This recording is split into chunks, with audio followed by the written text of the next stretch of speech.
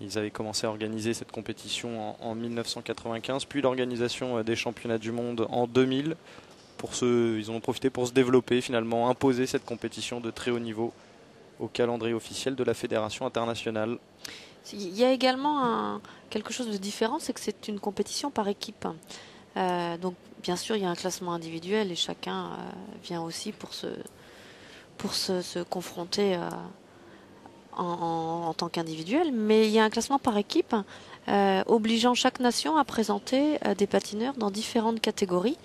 Et il y a un classement final et le vainqueur remporte, au-delà d'une jolie coupe, une somme d'argent.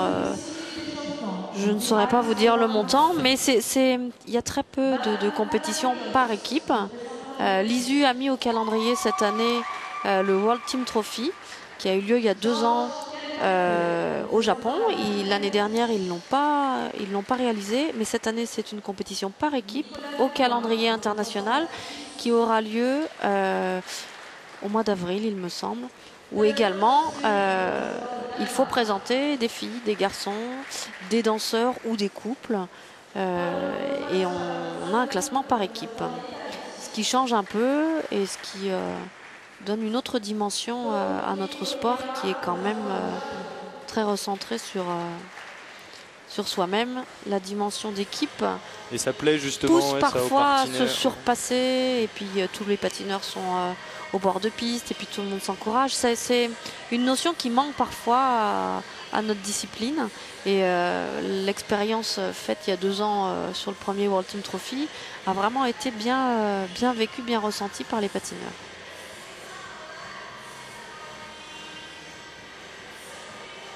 On est ravis de pouvoir présenter cette discipline sous un jour nouveau justement sur l'antenne d'Orange Sport Event. Avec donc l'échauffement du premier groupe. Il est composé du Mexicain Balam Labarrios, du Bulgare Jorge Kenchadze, le Suisse Nicolas Dubois, un Danois Justus Strid, Paul Bonifacio Parkinson l'Italien, et enfin Tomoyuki Koriyama, le japonais.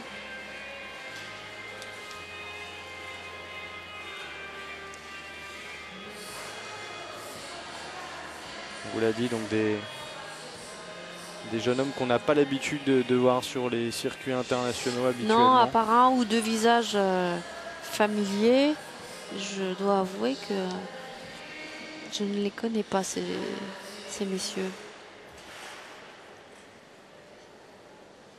Ils vont avoir l'occasion de nous montrer d'ici quelques instants tout le potentiel de leur talent.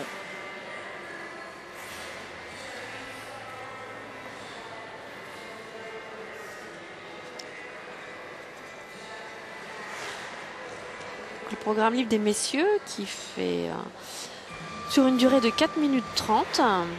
Ces messieurs doivent présenter 8 sauts, 3 pirouettes différentes et 2 suites de pas, avec une nouveauté cette année. Les 2 suites de pas ne se présentent pas sous le même schéma. La première suite de pas qu'on va voir dans les programmes est une suite de pas habituelle, c'est-à-dire qu'il y a pour avoir un certain niveau, il faut réaliser certains critères. La deuxième suite de pas, c'est ce qu'on appelle une suite de pas chorégraphique, c'est-à-dire que le contenu est libre, chacun met ce qu'il veut dedans. Pour tous les garçons, elle sera évaluée au même niveau, c'est-à-dire niveau 1. Par contre, la qualité d'exécution, les changements de rythme, le fait qu'elle soit en musique ou non, va être évaluée par les juges.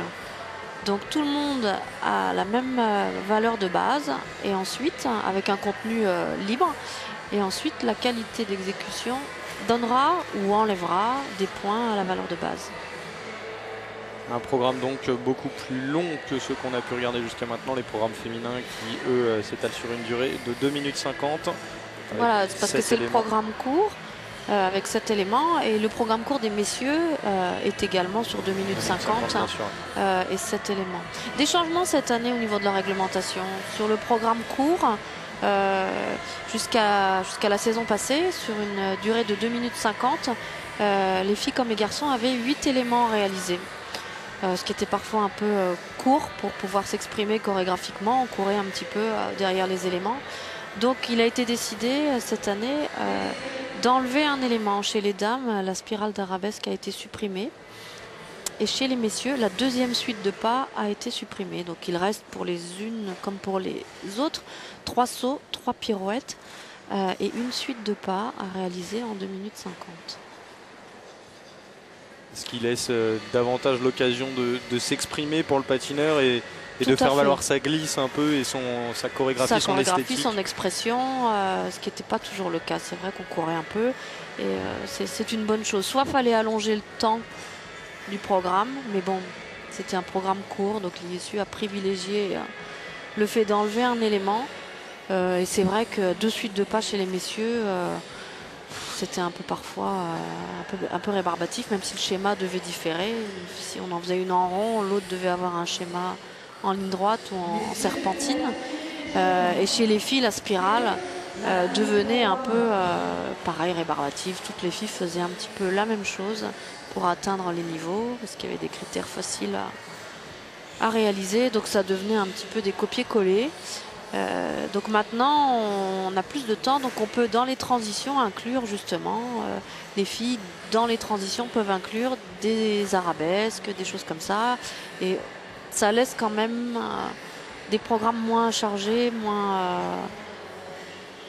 on court moins derrière et c'est quand même plus agréable à regarder.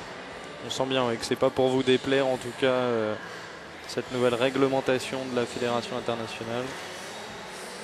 Alors, il faut évoluer, hein, déjà qu'on nous qualifie parfois de sport un petit peu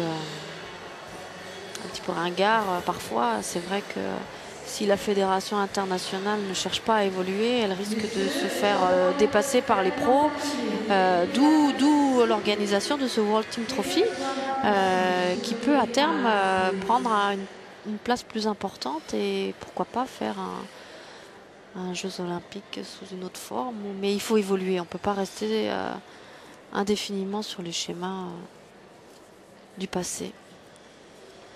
Les premiers concurrents de ce programme libre, le Mexicain Balam Labarrios.